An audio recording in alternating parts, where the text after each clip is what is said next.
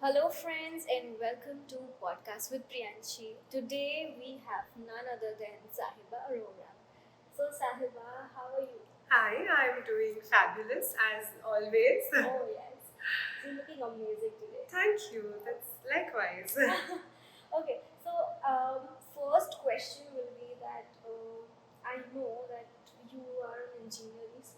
Yes. So I think you've done a computer I engineering. have done computer science from Nirma, and I was actually a topper in my class. So Oh, wow. I really still don't know how the shift happened. Yes. So it's like a huge shift, It from is. engineer to a fashion Yeah, designer. I mean, they're completely unrelated to each other. And how did that shift happen is still a mystery for me and everyone close to me. But yeah, I think sometimes things are written. Of course. Destiny. Destiny, absolutely. And I think I am becoming a firm believer of that because a lot of times, you step into things thinking that, oh, this is it, this is what I want to do, or this is what I want to have. Yes. And then midway through, either you realize or situations change in such a way that something else comes along, which you never really realize in the first go, but you do realize later that maybe this was better than what path I had chosen. So tell me what your initial dreams were. Like, when I was in college, like I always wanted to become a pilot, or like, what were your dreams like? I think by the time I came in college, no, I became a very realistic person. In school, I had all those dreams that, I'll become a teacher, I'll become an astronaut, I'll become an actress. Yes. ये ऐसे ऐसे वाले dreams सारे school में थे. Yeah. And I think in 11th, 12th is when I realized that I have to take my life seriously. I have to decide what I actually want to do. And I was pretty much a nerd. I used to study. Didn't really have a lot of time for extracurriculars. And I was a very big introvert as well. So then, yeah, I mean, a very complete different personality. So for me, it was, जैसे सब बच्चे they have like this, 1, 2, 3 steps लेने हैं that okay, 10th में इतने percentage आए, so science में admission लिया. Doctor नहीं बनना है तो you get into maths. After maths, what do you do? Engineering. So I just followed that. I didn't really think कि क्या करना है. Yeah. Right. Okay. So how did this label Sahiba Arora Couture come into existence? What was your starting journey like? So I didn't really want to become a designer. I wanted to become a stylist. And but how many, maybe 10 years from now, किसी को styling समझ ही नहीं आता था. I used to freelance as a stylist for shoots, and I was literally getting paid peanuts for that. But then, I was so passionate about it that I thought that, okay, why not? Let me just do it. But apart from that, there was no one else who actually even wanted a stylist. So I felt like, I have to find something which I am passionate about, but which is also commercially viable. Because you see, at the end of the day, you can't really sustain for very long if you aren't getting commercial viability from whatever you're working for. So that's when designing came into play. And I think my mom was a designer. So um, I had seen her design clothes as a kid. She was so passionate about the entire process. And even as a kid, I used to go to her and be like, Mama, I want the same lehenga that Preeti Zinta is wearing. Oh, wow. And like, she used to source the fabrics and show me that, oh, this is the same sky blue color. So I was like really excited about it as a kid as well. And I think from her is where I derived that inspiration that maybe I could get into this. Yeah. I think I met her like just before. Like she looks amazing. Thank you. And she was very passionate about her craft as well. So I think that is where it started. My passion for styling just started in college when I started taking part in a lot of extracurricular activities. Is when I realized that this is what I truly enjoy doing. Basically, you had the passion. Yeah, and I didn't want to, just start off doing something that I have no knowledge about or no degree in or no education about. And that's when I joined NIFT after my engineering, just, to get a little exposure and knowledge about what kind of profession I'm stepping into. And So a stylist and then a designer. I still, I mean, my Instagram bio still reads that I'm a stylist by passion and a Yeah, designer by I just read profession. that. Because I still feel that every client who comes to me, I personally like to style them. If they ask for it now, of course. But I will always give them tips on, what kind of hairdo or what kind of accessories and all you should wear with the kind of outfit that I'm designing for a particular event. And I think that is also my USP that, when a client comes to me, I ask them, what is your event? I will not just, randomly show you pieces of the rack and tell you that, you pick this or you pick Yeah. that. I will actually sit and tell you that, this is what you should be wearing for an event such as this. Yeah. And then, of course, if you ask me for other styling tips, I'm more than happy to oblige. Of course. So, can you style me going to a dinner? Absolutely, but I would like to know what kind of a dinner it So, it is. will be a romantic dinner. Acha, because today is Karwa Chauth and we are shooting, so only you can think of a romantic dinner. Of course, I'm starving. So tonight, when you go for a romantic dinner with your husband, I think you're wearing a lovely sari and the sari suits you. But maybe you could do like a nice chiffon sari or a nice satin sari in black, red. I think red would be the Yes. color of love. But yeah, maybe go for that, keeping the spirit of Karwa Chauth alive with a really nice strappy blouse. Something like. Alia's look from Rocky and Rani. Oh, I think that would yes. really suit you. Oh, thank you so much for the styling. Yeah. I'm going. I'll share the picture. I will be waiting for that. Okay. Now let's dive into your designing. How did how did you search for the first client, or did you usually what happens is like we ask our parents or we ask our friends. That is how we get the first client. Absolutely. So, for me, I started off as a freelancer only. Like, I never created a workshop.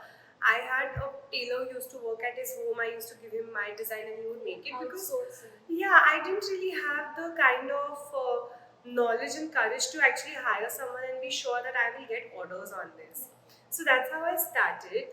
Most of my engineering friends knew that I am taking a switch. So I told them to tell their family Yeah. members. My parents told their friends, and I think one or two of my first clients were actually either my friends from college or their friends or family ahead who actually came for the first time. I used to make very simple outfits then, just like sweet, cute short dresses and things like that, which I would generally wear. But like very, very simple outfits, very affordable, very lightweight. I didn't even know if I could actually make a good living or career out of it. But yeah, that's how it started, and I think that's when I realized that it's so important to. I mean, of course, your family is there, and you know that you can always count on them. They'll always do things for you. But apart from that, to have friends that you can share your dreams with, friends who would understand and take that step to help you get there. I mean, it's not really like they helped me setting up a workshop or anything, but whatever little, and for them to understand that this is It's her an dream. organic growth, Yes. basically. So I think it's really important to have people in your life that can understand your vision and support your dreams. Very true, very true. So, your designs being very unique in its own style. So, I think not a lot of designers are doing the same thing that you are. Yes, and I think I was the first in Ahmedabad to do that. It took a lot of courage, and I mean, I really don't know how and why did I even start, but even when I started my design process, I was not a girl who would look at Sabyasachi and Manish Malhotra designs for inspiration. I used to actually look at Dior and Chanel and Oh my GM Batista Wali. I used to look at them and think that, I really want to wear an outfit like this. Or, I really want to make an outfit like this. Even for my college graduation project in NIFT, I mean, most girls were making like, crop top and skirt and crop top and pants and all. And I made like a proper drapey cocktail gown because I realized that that is me. I mean, that is what I love to wear. That is what I like to see on people. It's my personal style. And, why not just do that? But then see, when you start off, you're young, you're not sure about your ideas, visions. The market wasn't ready for what I was serving. So when I started off, I was doing like basic lehenga, choli, jo sab log mangte the anarkali kurta. I used to be like another, a boutique. Like you come with your designer, I'll make you whatever you want. I'll show you the fabric. Picture batao ho jayega. I used to be like that because that is from where the commercial viability was coming in. I think 2 years into becoming a designer is when I thought, Kia, now I have the bandwidth, I have the savings, the money to actually invest into a collection like this. So I didn't make too many pieces. I just made like 4 5 pieces of what I actually like. And then came COVID. And after COVID, it wasn't like an oh shit situation for me. It was a beautiful situation because most of the people who used to travel to Bombay and Delhi to actually get their outfits couldn't travel. That's true. So came COVID when I realized that I want to do this, and COVID का वो break आ गया. But as soon as the break opened and people started celebrating again, they didn't want to travel. So they started exploring options of westernized outfits in Ahmedabad. That's when I just had a sudden boom and surge in my clients because people just realized that why to even travel. After that, I was giving them the same quality, the same kind of designs at literally half the prices. Wow. So people shifted to me eventually. I mean, after that, people actually stopped traveling. But it was a lot of courage because for me, it wasn't like how do I put it in words? Like it wasn't more of just like giving a product. It was actually creating a market for my product, Yes. which is such a big task because when there is a market and you give a unique product, that's fine. But when the unique product doesn't even have a market of its own and you need to educate the customer and tell them that you need this, it was a task. I used to question myself every day that why am I doing this? Will I get orders on this? Will people understand? Should I still continue doing the basic lehenga cholis that everyone's making? But I mean, I think the thing with me is that sadly or not, I don't give too much thought into my decisions. I just go with the flow, and eventually things do end up working out. I just love the flowiness of your Yeah, outfits. thank It's you. so beautiful. Thank It you. looks like it makes us look like wow, I'm the queen. Yeah, and that's what I wanted. When someone asks me that who is an SAC girl, like Yes. who would be my girl, it would be someone It's who like is a USP that you've created. yeah. I mean the girl who's confident, but she is also very feminine because she'll be confident enough to wear like a really nice looking gown, but she's also demure enough to carry something flowy, feminine, flirty. It's a mix, and it is kind of a mix of my personality, and that's how I've always envisioned my muse to be. So it's also worked out very well because I think most females love to be confident yet feminine, and that's where my outfits come in. My next question is why bespoke? Why bespoke? Because I feel that every individual is different. I mean, I realized very early on that I cannot really have an outfit and ask 10 different body types and 10 different personalities to wear the same outfit and be happy about it. So I might show them the same outfit, but I will always tweak it to your personality, body type, your structure, your aesthetics. So I would not say that every single client that walks into my store will walk out with a bespoke outfit, but there would be some sort of customization or detailing that would be personalized. So you want to give them a rich experience. Absolutely, and I feel that that is the most important thing. That's perfect. So now I'll ask you, are you like planning to go big, or do you have any future plans? Like, what are you going to do with your designing studio 5 years down the line? So I'll be very honest, I hate that question because I think my life has mostly never panned out as per my plans. So today, at this point of time in life, I'm like, every day I will try to grow it better, and then we'll see where life takes me. Right. So you're not like planning to do like No, so we've already shifted into a bigger space. We've already, increased a lot of our workspace, workforce as well. We have a lot of online presence now. We've invested into that. But if you ask me that are we trying to take it to multiple cities with a physical presence, no, that is not on the cards as of now. Because I realize that my online presence is making more sense in terms of commercial viability. Of course. Perfect. Okay, now let's know you as a person. So, are you like, do you believe in karma or what is it? Yeah, I mean, as much as I have seen that a lot of times it doesn't really work out or pan out as you expected karma to work, but it is there. And I think more than that, I believe in being a good human.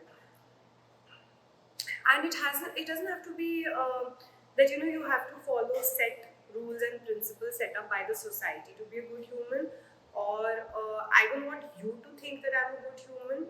But if I can be at peace with my decisions and my actions, I think that's about it. Are you like, do you believe in a higher power or God or universe? 100%.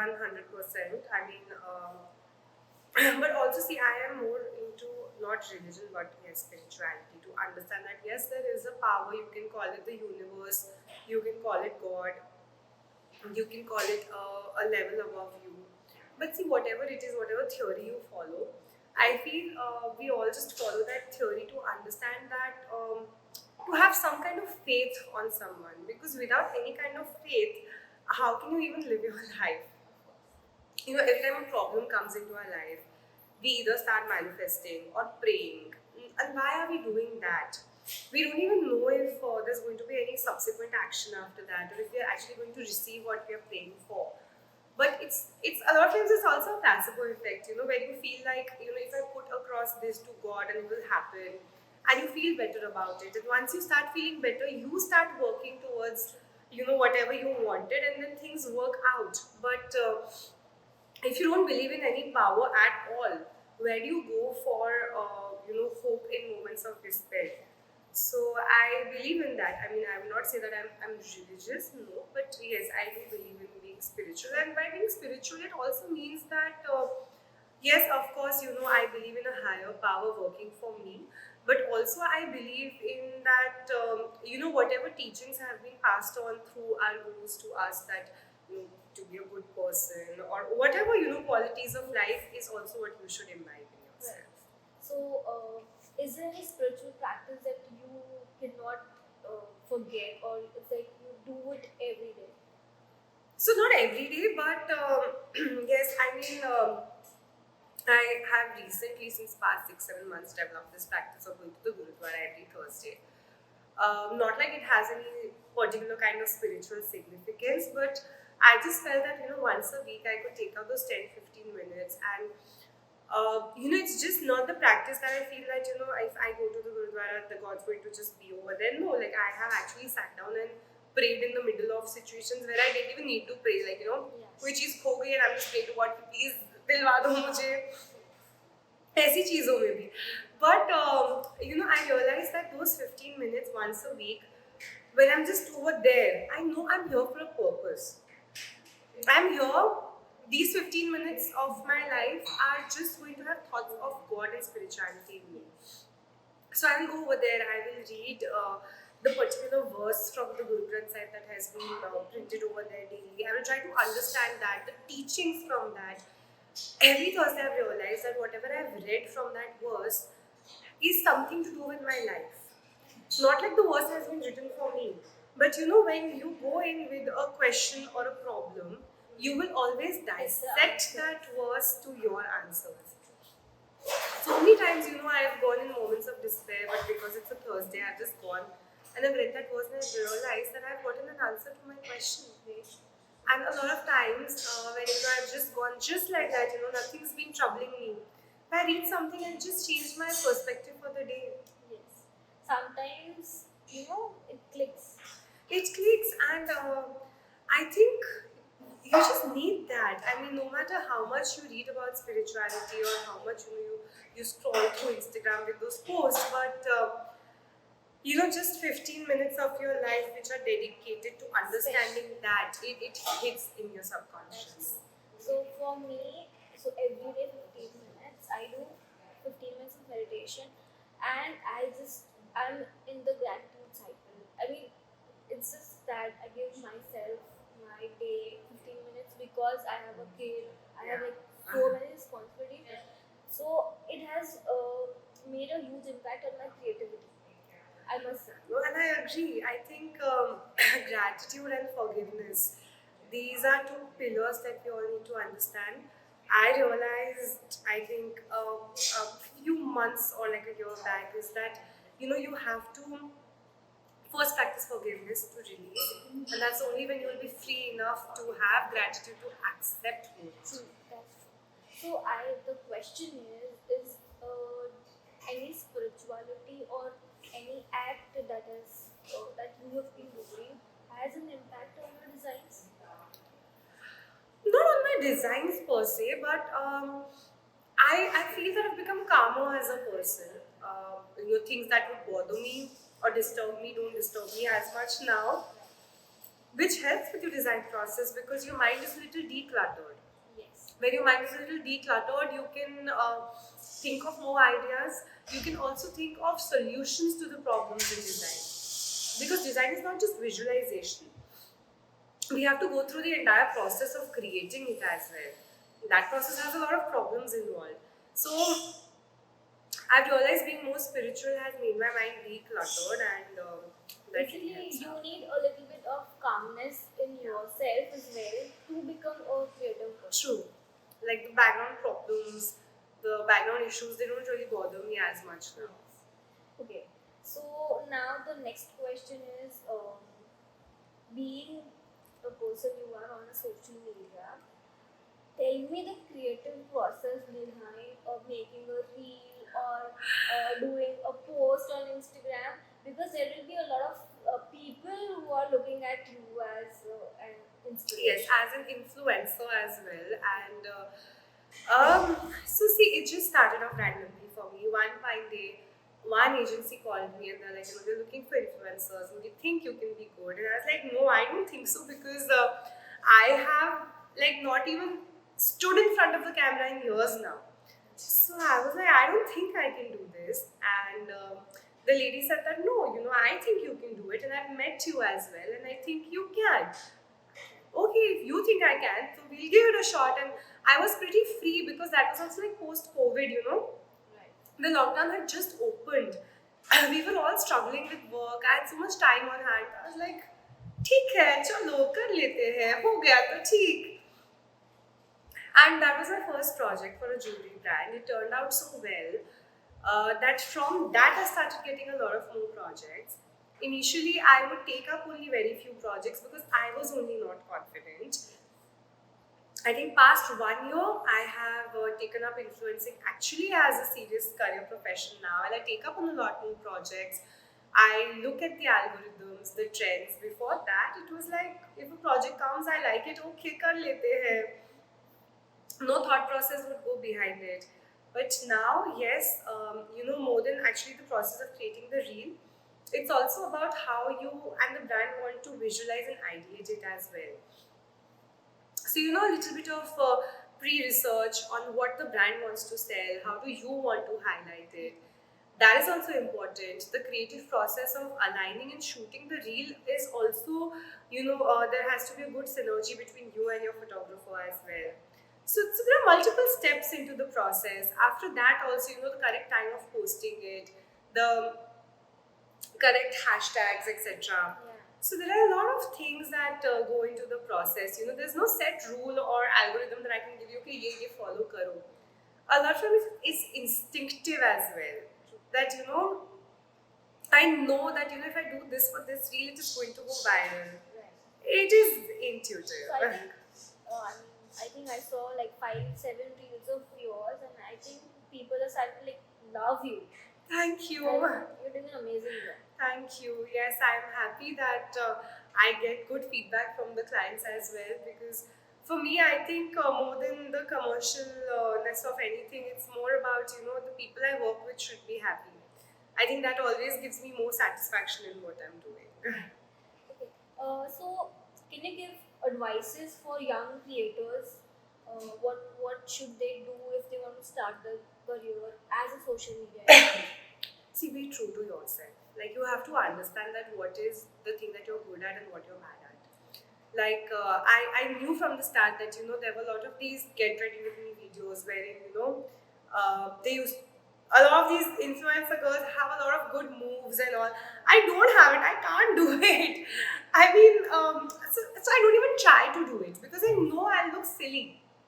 I know. So don't just jump on the bandwagon because you feel कि ये influencer ये कर रहा है तो उसके इतने million views आ रहे हैं तो मैं भी करूँगी तो ये हो जाएगा. No, don't do that. you know Now, see, there have been food brands who've come up to me and said that you do a cooking reel and a good recipe.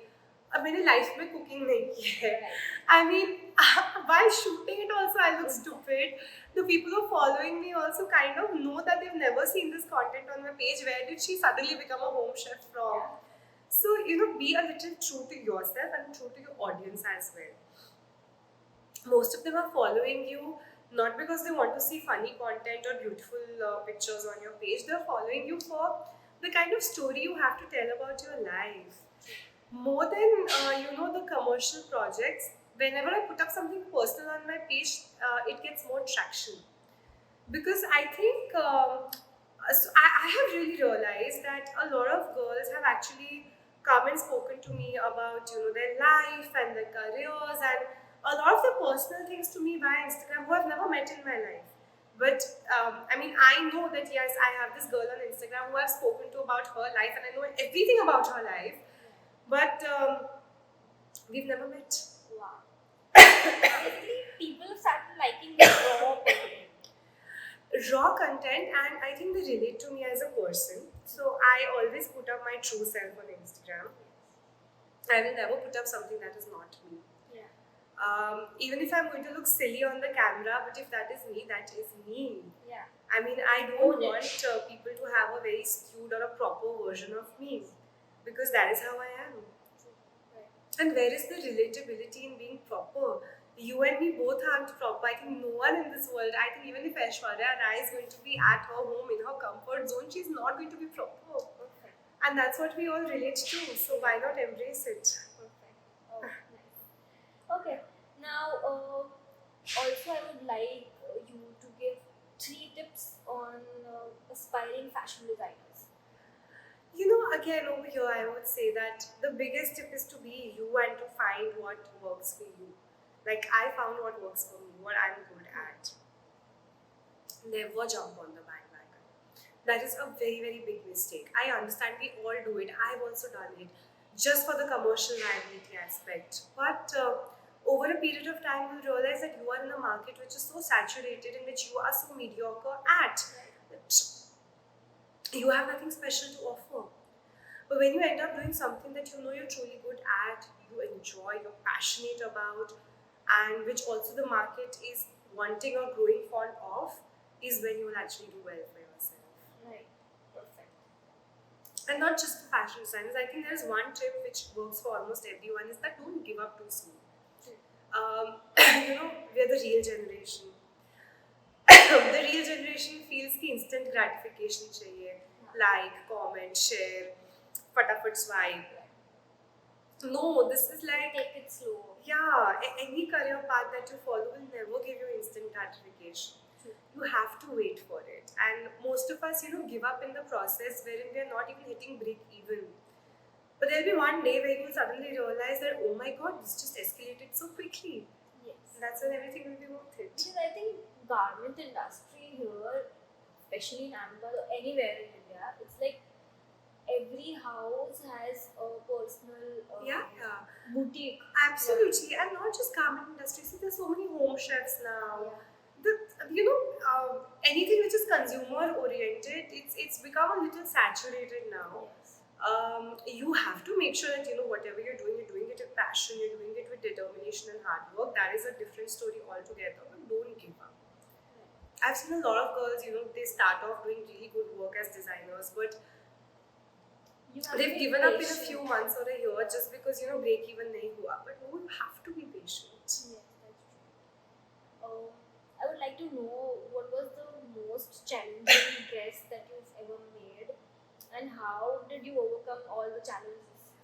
See, I'll tell you, I'll never be able to pick up one dress because I realized that, as my skills progress, a dress that I found challenging 2 years back will not be challenging for me anymore. So I think I realized over a period of time that an outfit is only as difficult as my skills at that point of time. So, as I progress with my skills and move in my career, an outfit that was extremely complex for me maybe a few years back is a piece of cake for me now. Yes. And maybe what's difficult for me now would be better for me later. But and I think we've created a lot of complex outfits in the past, so I'll not be able to pick one or two. But I realized that there was this one bride who just gave us 10-15 days. It was a reception outfit, it had lots of wires and ruffles and whatnot. And we were already swamped at that point of time with orders. So that day I was really proud of myself that we could finish it to the T in perfection, in time, with all the chaos around me. And that's when I felt proud of doing a tough outfit. Wow. Your outfits, I mean, it requires a lot of small things. Absolutely. And that's when, I was telling you that the mental declutter works. Yes. That, being spiritual or being a little decluttered mentally or being a little calmer works for you. So, tell me, Sahiba, did you have any backlashes over the social media or any negative impact that has happened to you? Absolutely. I mean, why would I be spared? Because there are multiple users on the social media, and when we expect love from our audience, there are times when you get backlashes as well. So I have never received any backlash from my actual followers, people who've been following me or people I've been interacting with. But yeah, it happens, there are fake profiles and all who will put up negative comments or will send you weird messages on Instagram. But see, my motto was I realized that, if I have to be on the gram, when you are a public personality, you have to be ready for that. You have to accept and make your mind up that this is going to happen. Also, see how can a fake profile disturb me. I mean, they're already hiding behind a fake handle. True. So, what credibility does that even have, and why does it have to, disturb me? True. I realized that, and I felt that, if I'm going to get so much love from the gram, I might receive a little hatred. I have to be okay with it and block along the way. Perfect. Like, even I'll have to learn because You have to, and not just over the gram. I think there is something called constructive criticism which you should receive from people in your life or strangers as well. But there is something called hatred which comes from a space of their own mental suffering. And that will come in your actual life as well. That there will be people on your daily basis that you will meet who are so perturbed by their daily activities or their issues that they will want to take it out on you. And I mean, why do you have to bother yourself with that? Like, minus out that energy. of course. Now, I personally have a little bit of fear or nervousness, if I say, in front of the camera till today. Still, but then you sound like very confident. So, can you It comes tell me with practice. Of course, you have to practice that. Yes, and also, every time you face the camera, like a few reels down the line, I knew my angles. I knew that I look better this time. Or I knew that, I can't keep my face like this, I have to keep my face like this. You learn your angles.